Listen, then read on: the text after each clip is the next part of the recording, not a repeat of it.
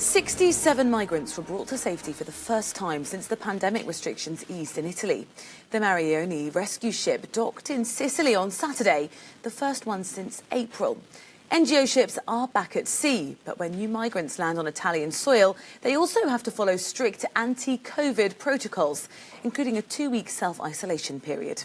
Our correspondent Giorgia Orlandi has been speaking to the Mediterranean charity team that's operating a boat to find out about the new challenges that they're facing.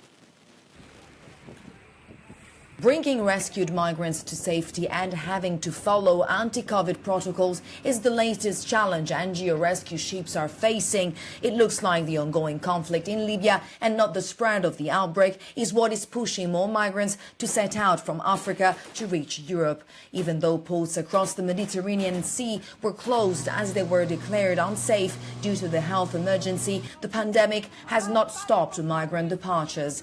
Travel and security restrictions during the outbreak slowed down humanitarian activities in Libya, leaving migrants with only one option: to leave. For its first rescue operation after the lockdown, the Italian NGO Mediterranea Saving Humans applied the protocols on maritime transport given by the Italian government and those provided by the International Chamber of Shipping. We had to change our protocols when it comes to distributing food and clothes. We basically stuck to the rules you would follow inside a hospital. We had gloves, visors, protective clothing. Of course, it wasn't easy when you have 67 people on board our ship, which is not that big, especially when you have to respect social distancing between the team and the rescued people. Departures from Libya have increased compared to the same period last year, but it's too early to establish a link with the pandemic.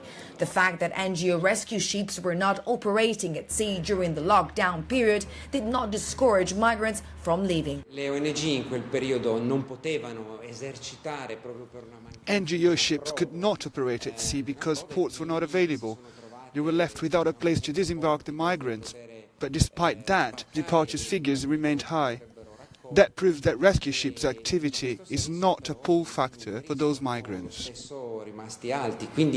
The proof that migrants seem to be more concerned by the ongoing humanitarian crisis in Libya comes directly from their stories. When we told them you have to self-isolate for 14 days, they didn't react. They would mainly think about their experience in Libya. Their main goal remained escaping from what they call the Libyan hell. They are ready to do so knowing that they risk their lives. But in the coming months, the outbreak could affect the EU redistribution mechanism and the reopening of the borders following national lockdowns across Europe. Well, let's go to Rome to hear more from Giorgia. Morning to you. We've just heard there in your report that the coronavirus pandemic and the restrictions imposed around it have really complicated the process, not just out at sea, but also when migrants arrive on land as well. Just talk us through the implications of the operations for these NGOs right now. Good morning, Rosie. Well, after the reopening of Italy's national borders and given the fact that the European Commission called for the reopening of the bloc's internal borders, operations at sea resumed, although migrants' departures never stopped during the pandemic. And that's mainly because when it comes to the Mediterranean Sea, that's due to the ongoing conflict in Libya. It has been estimated, according to the UN Refugee Agency, is that departures from Libya increased by nearly 300% in the first months of this year compared to the same period last year.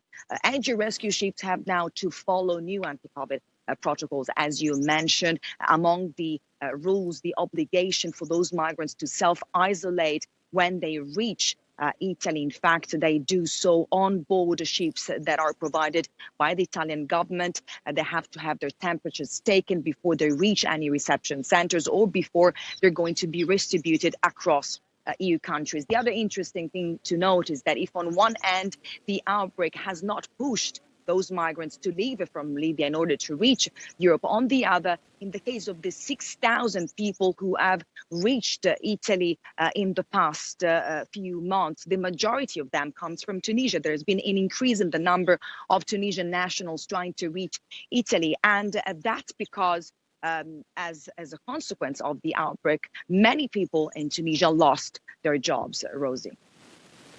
This issue has been such a divisive problem when it comes to politics in Italy, with lots of people not seeing eye to eye on policies. How is it playing out politically in Italy?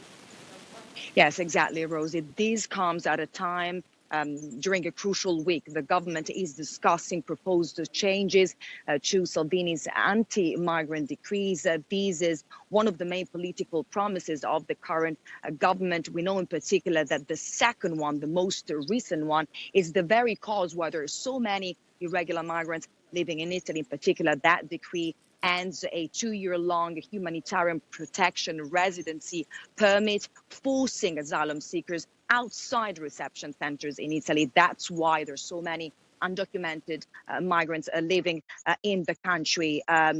Political parties, though, are divided when it comes to proposed changes.